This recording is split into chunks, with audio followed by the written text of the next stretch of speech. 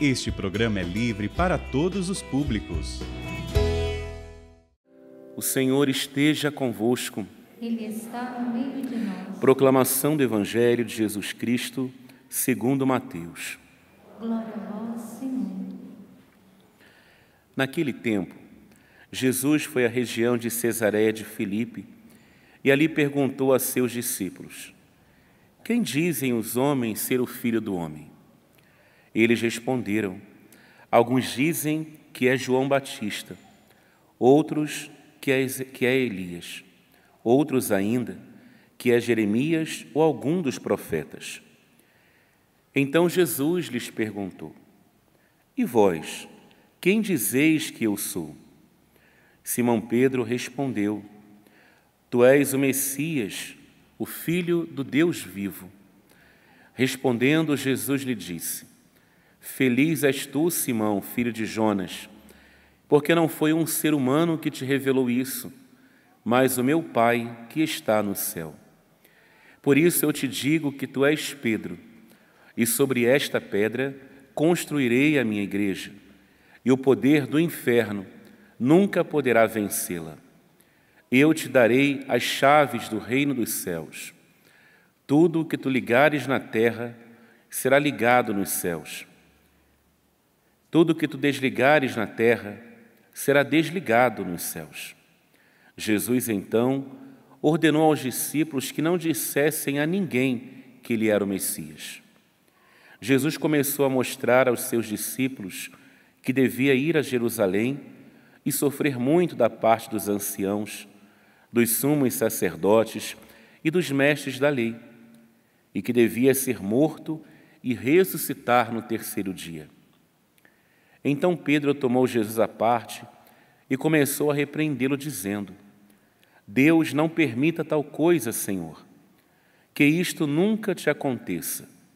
Jesus, porém, voltou-se para Pedro e disse: vai para longe, Satanás.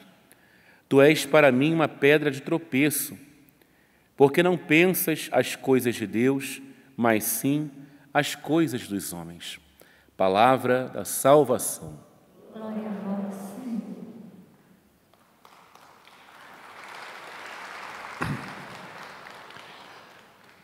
Jesus, ao mesmo tempo que dá a glória a Pedro, dá o poder para ele ligar, desligar, perdoar os pecados, dá autorização para ele ser a cabeça da igreja, a pedra onde a igreja seria edificada. E, ao mesmo tempo, Jesus usa de uma dureza com ele. Porque todos nós que somos cristãos estamos sujeitos aos sofrimentos do tempo presente. Nós seremos tentados. Nós passaremos pelas perseguições, pelas dificuldades. Até me lembro esse tempo atrás que chegou um rapaz lá e disse: Padre, nós estamos vivendo um tempo de tribulação, os cristãos serão perseguidos. Olha, eu estou querendo ir para uma fazenda, ir lá para o meio do mato, ficar lá, juntar um grupo de pessoas.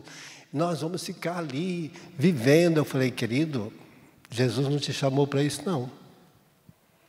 Não é para você ir para a fazenda, não. É para você ficar aqui, no meio do mundo mesmo. Nós vamos enfrentar o mal aqui. Jesus não mandou ninguém para ir fazenda, se esconder, arrumar um grupinho, ficar ali escondido, nada disso. Jesus disse: olha, vocês vão estar no mundo presente, sofrendo as dificuldades, as dores aqui, sendo testemunha. Aquele que morrer por causa de mim, esse vai chegar na glória. Então nós vamos estar aqui. Aonde que você vai hoje que você não é conhecido? Onde você vai esconder hoje, com tanto de drone que tem passando ali, né? Lá em cima tem satélite que sabe até o número do seu CPF, que está aqui no cartãozinho de crédito. Então não tem como esconder mais, não. Os chips que o mundo ia colocar nos homens, não é mais na pele, está no cartão de crédito, está no seu celular. Você te acha a hora que quiser. Quem tem um celular, quem tem um cartão de crédito, quem vai ao banco movimentar a conta, todo mundo sabe aonde que você vai, quanto que você gasta, quanto que você tem dinheiro, quem você deve, todo mundo sabe. Nem tem jeito de esconder mais não. Se tu mora lá no Alasca, eu fico vendo lá, o pessoal vai lá de satélite, lá dentro da casa da pessoa. Esse dia eu estava olhando, procurando a minha casa lá na minha cidade, onde minha família mora. Aí eu fui lá no portão da minha casa, fiquei olhando lá, falei, nossa, eu morei tanto tempo aqui. Então, você precisa nem esconder mais. O satélite vai lá dentro da porta de sua casa, se estiver aberta, até vai falar a marca da geladeira. Então, você vai esconder de quê? Então, o homem de Deus, por isso que nós estamos celebrando, esta graça diz, não, Pedro, você vai fazer aquilo, você vai passar por sofrimento, se eu vou morrer, você também vai. Se eu vou ser crucificado, prepare que você também vai ser. A nossa cruz, às vezes, é de outra forma. Não é a reparação dos pecados. Já foi reparado em Cristo. Mas nós seremos, às vezes, humilhados, desprezados. Assim como nós vemos a primeira leitura de hoje, Deus falando dessa graça que vai acontecer da nova aliança. Jesus é a nova aliança do Pai. Aliança eterna que nada mais rompe. Todas as vezes que você vai lá confessar, o seu pecado é perdoado. E Deus esquece teu pecado. Deus não fica lembrando do meu pecado. Então, esse dia nós estávamos fazendo com que a indulgência de reparação essa semana, culpa do pecado. A culpa fica porque tem ações nossas que causam dano às pessoas. Mas o pecado já foi perdoado. Toda vez que a pessoa vai lá confessar, o padre perdoa e está perdoado. Às vezes chega a pessoa lá, padre, porque quando eu era criança, eu fiz esse pecado. Eu falei, já confessou? Já está perdoado. Eu não posso perdoar de novo. O padre não tem como perdoar pecado já confessado, que ela não fez de novo. Não posso perdoar. Ah, mas essa situação não sai da minha cabeça. E eu fico lembrando, a culpa do pecado ela é necessária para mim não fazer de novo. Se eu fiz um pecado grave, e ele fica batendo na minha cabeça, de vez em quando ele vem, é para me lembrar que eu não devo fazer de novo. Mas não é para confessar de novo, porque não tem jeito do padre perdoar um pecado já confessado. É Deus que perdoou. É como uma pedra tirada ao mar, ninguém acha mais. Deus não fica desenterrando defunto, não. Mas as pessoas ficam, às vezes, querendo que o padre perdoe de novo. O padre não perdoa de novo o pecado que a pessoa não cometeu. Se ela cometeu de novo, o padre vai acolher. Aí o padre vai exortá-la. Olha, já não é a primeira vez, já é uma segunda. Esse pecado é grave. Então o padre vai dar uma exortação. Aí vem uma terceira vez, o padre vai engrossar um pouquinho mais a voz. Espera aí, você está abusando do negócio, está abusando da graça, está abusando do perdão, está abusando da misericórdia de Deus. Então aí o padre vai, às vezes, dar uma fechadinha, um beliscão mais forte. Aí vem uma quarta, uma quinta, aí o padre vai ter que, por isso que está aqui, ligar e desligar. O padre pode dizer, eu não vou te perdoar hoje não. Volta para sua casa, pensa se realmente você está disposto. Porque tem gente que vai lá confessar, não arrependimento. Vai confessar culpa, se sente culpada. Mas não se sente arrependida, porque ela não mudou de vida. O arrependimento me faz eu ter uma atitude nova.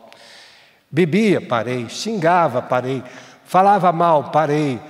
Ofendia, parei. Roubava, parei. Gritava, me prostituía, parei.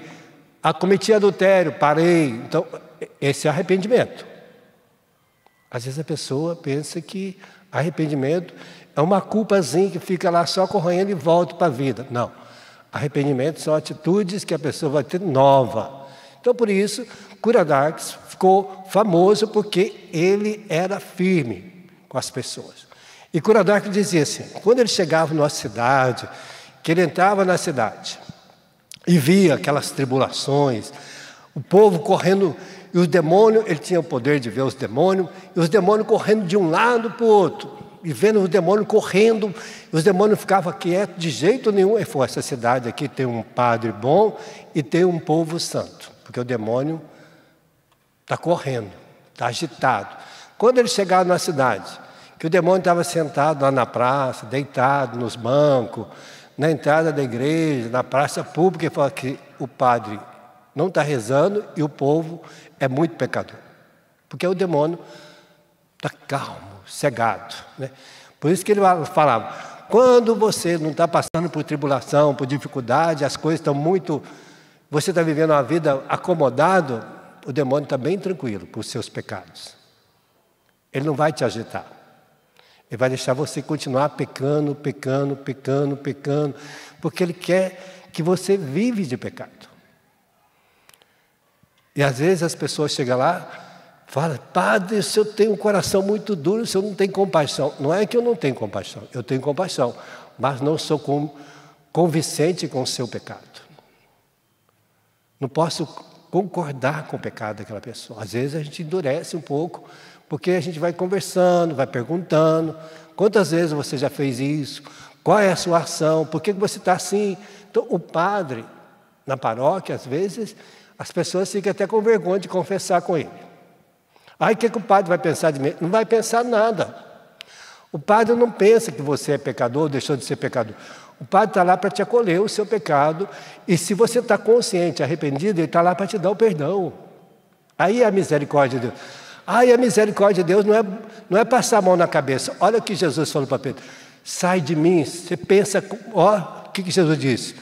Não, vai para longe de mim, Satanás. Jesus chamou Pedro de Satanás, que tinha acabado de dar a ele o poder de ser o Papa da igreja. Então, às vezes, o padre vai fazer isso, firmar o passo para que a pessoa se arrependa do seu pecado e viva uma vida nova. Porque, às vezes, ela está acomodada naquele pecado. Tinha uma mulher que esse dia para trás, tem uma semana já, que chegou lá, encontrei com ela na missa. Depois da adoração, não foi na missa, depois da adoração, a senhora chegou para mim e falou, padre, eu saí daqui com a raiva do senhor, porque o senhor foi muito duro comigo na confissão, e o senhor não quis me dar o perdão naquela hora, se eu não tivesse arrependida, e eu falei que ia me arrepender e ia mudar de vida. Aí o senhor me deu a absolvição. Eu fui embora com muita raiva, mas graças a Deus que eu larguei aquela vida que eu estava vivendo. E se eu não tivesse sido duro, ela ia continuar na mesma vida, no mesmo pecado. Então, Curadáquis era isso. Esse pároco que, às vezes, exortava. Padre Pio era ranzinza na confissão. O padre que foi me confessar, que me confessava, era ranzinza.